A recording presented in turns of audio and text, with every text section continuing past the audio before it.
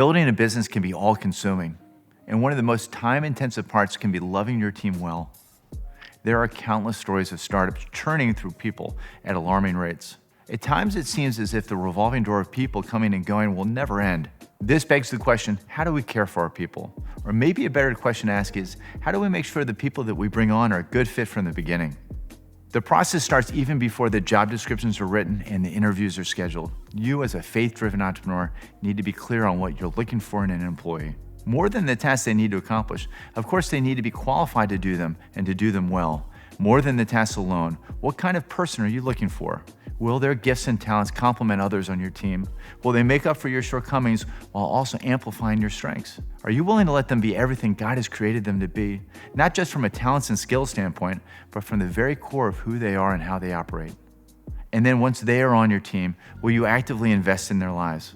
Will you invite them to be a part of your life? After all, these are people you're going to be spending lots of hours with every week. Holding on to good people means holding on to their very hearts in your hands. It's a delicate proposition. You could crush it if you're not careful. This isn't to scare you, but to remind you of the awesome responsibility God has given you to show your employees love and kindness that transcends work, because their value as people goes well beyond their employment status. By actively caring for the lives of our employees outside of the 8-to-5 workday, we're better able to hear them, to see them, and understand that everyone has a unique story. They go from being an anonymous line item to a cherished friend, and we see God's handiwork in them.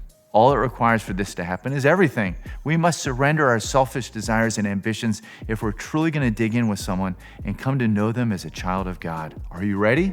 Ezekiel 36:26 says it best, I will give you a new heart and put a new spirit in you. I will remove from you your heart of stone and give you a heart of flesh. It's an amazing proposition, a life-changing, eternal kind of change, but you can tell by the language used that the process is going to hurt a bit. This is open heart surgery in the spiritual sense. There's going to be pain, there's going to be rehabilitation, but it's going to be worth it in the end. Because we are being given the heart of God, and with it, we'll be able to see with new eyes, hear with new ears, and feel with a new spirit. Only when we completely surrender our old selves and undergo spiritual heart surgery will we be able to truly love God and love one another. And we'll need it if we're going to run a kingdom-honoring venture. Because as we know all too well, the business of people is messy, it can be complicated, and it can be draining. But that's if we approach people and relationships with hard hearts. It's more than possible. In fact, it's truly redemptive when we take the time needed to build relationships with one another that are meaningful. This video we're about to watch helps to illustrate much of the idea of digging in with people. How do you overcome near failure and ruinous betrayal by key leaders? L&R Pallet Services in Denver faced this difficult question not long ago. A spiritually inspired softening of the heart enabled James and Carine to see their employees' lives in a new light. The company has rebuilt an environment of trust since they stopped seeing their employees as a commodity. Today, they are committed to caring for the needs of its very diverse employees. Let's watch their story.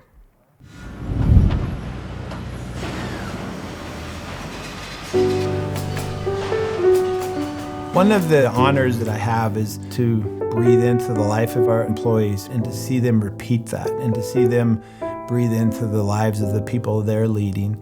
And it really is the foundation for how we lead our team and how we introduce employees into our company by just embracing them fully as they are. I don't know, was that it? Well, literally, pallets move the world. There's not anything that is manufactured that doesn't at some point touch a pallet. We are considered an industry leader. It's been a huge learning curve. We completely enjoy what we're doing. Not so much being in the pallet business, but being in the people business. My parents ventured out into what might be considered the American dream. They borrowed $500 on a credit card to purchase a small truck that my mom drove during the day to pick up some broken pallets, and my dad would fix them at night, and it turned into something that they probably never dreamed of. I've been working with the company since I married James in '93. I've kind of done it all along the way. I started working here in '93, and I was in my 20s. I was learning how to grow a business, and we were just used to hiring and training somebody daily. But if you're doing that 5 times a week, you easily run through 300 applicants a year. I don't know if it was that the work was hard and the people just couldn't do it or didn't want to do it, or if it was maybe our environment wasn't as good as we thought it was because we were in here and the employees were out there. Our turnover was crazy. We had a 300% turnover. I have known James and Carine for about 12 years. So I've been at L&R when it wasn't like it is today. It was high turnover. It was a revolving door. I would do all this paperwork and bring on new people and do these orientations, and then they were there for a week and gone. It was pretty defeating some days. I was treating all employees like a commodity. I just always was trying to create a big line at the front door and thinking that that was my business model, that I had to have a big stream constantly. And the economy crash of 2008 and 9 really hit us hard. We had to downsize immediately.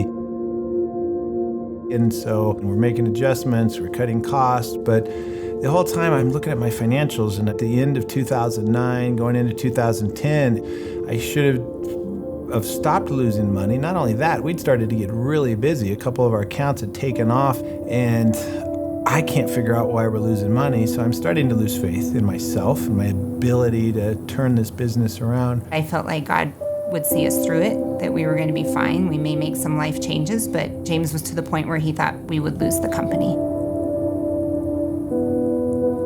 In the middle of the night, in early April 2010, I woke up and the only word I had in my mind was check your surveillance cameras. We had managers that were embezzling, doing drugs, working together to create fake invoices. They denied it at first, and then there was no denying because we had checks and video surveillance and false invoices and paperwork that they had created.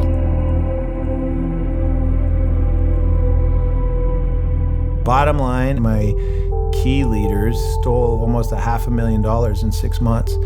And these were my 2 or 3 guys that I met with. They were the only people I met with. We had been to their kids' sports games. They had come to ours. We had celebrated holidays and birthdays with them. This was my inner circle. It broke my heart to know that all that could be happening just a few feet from my office, and I'm here every day.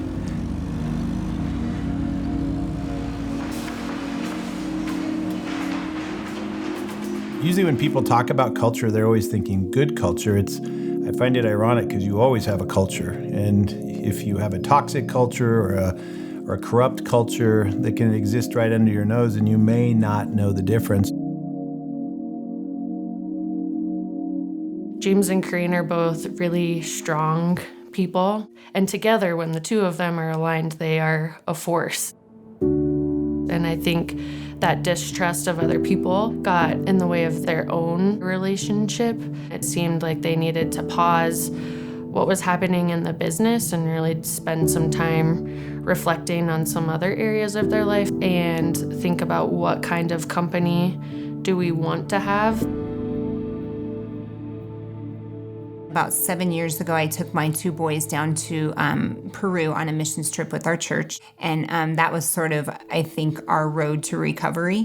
And though I was very busy trying to fix the business, I reluctantly said, yes, I'll go with you, and broke away and took a trip down to Peru. It was really his experience in Peru and the people he met in Peru that softened him to a place where I think he really let the Lord come through and create something new that he hadn't seen at the company before. He had an experience down there that changed his heart and changed his life. And I think that's when he began to surrender and allow God to come in and help him versus him trying to do it all.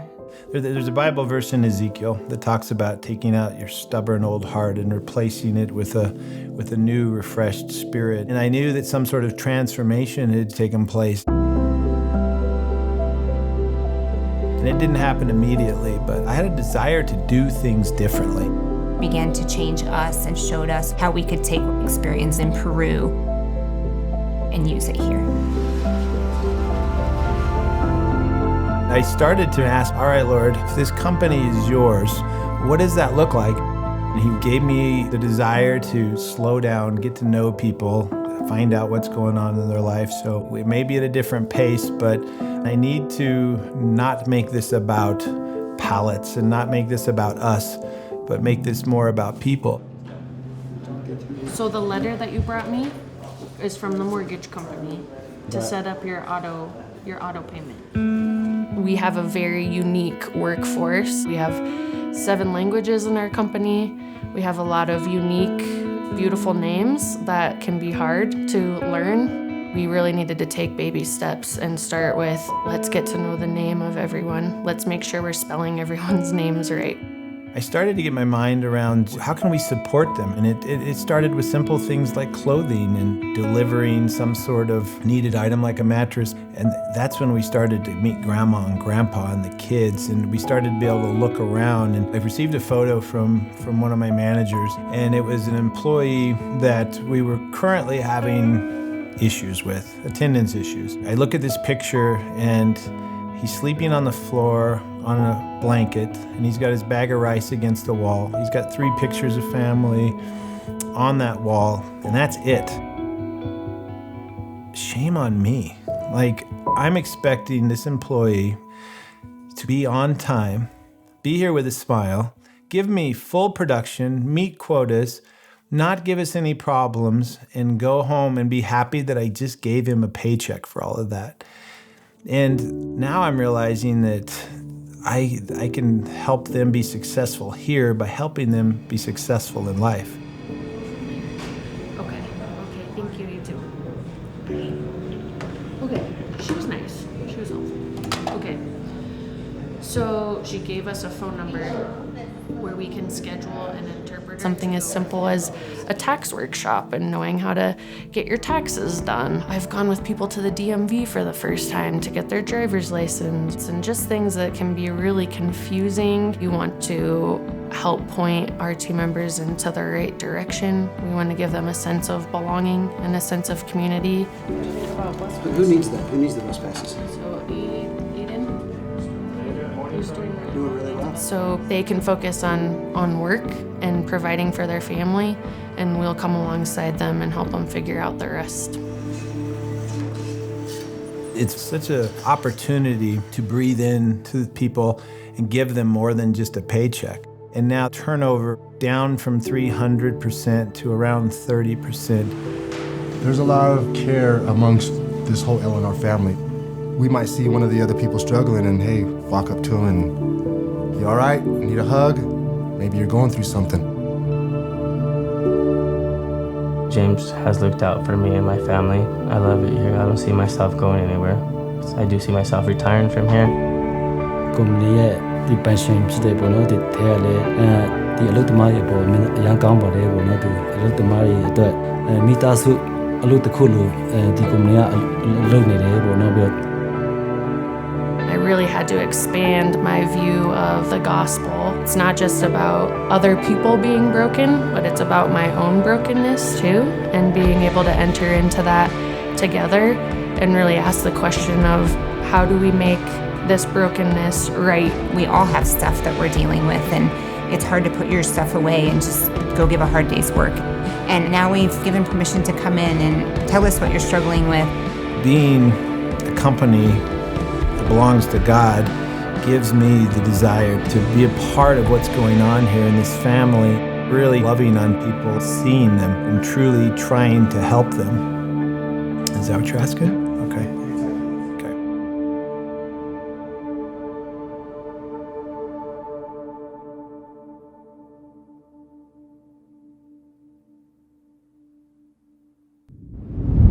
I'm standing in this amazing grove of redwoods. I'm surrounded by these majestic trees, and I can't help but to think of the incredibly deep roots that are just below the surface, an intricate system that is both individually necessary and collectively beneficial.